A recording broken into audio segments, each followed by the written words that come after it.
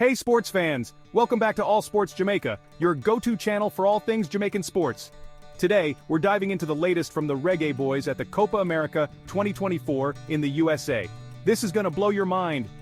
The Reggae Boyz are in a wild ride at the Copa America. First up, they face Mexico and Houston. A tough 1-0 defeat. Coach Heimer Hallgrimsson's defense changes? Questionable. Instead of shoring up the backline, why not unleash our speedy attackers? Then on to Las Vegas to face Ecuador. One lineup change, Damian Lowe in, Demarai Gray out. Playing it safe? Maybe too safe. The Antonio and Nicholson duo? Still not clicking. Antonio battles hard, but Nicholson?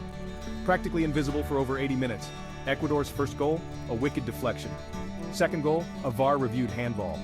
But Antonio pulls one back. Jamaica 1, Ecuador 2. The boys keep fighting, but a controversial VAR decision denies a crucial penalty.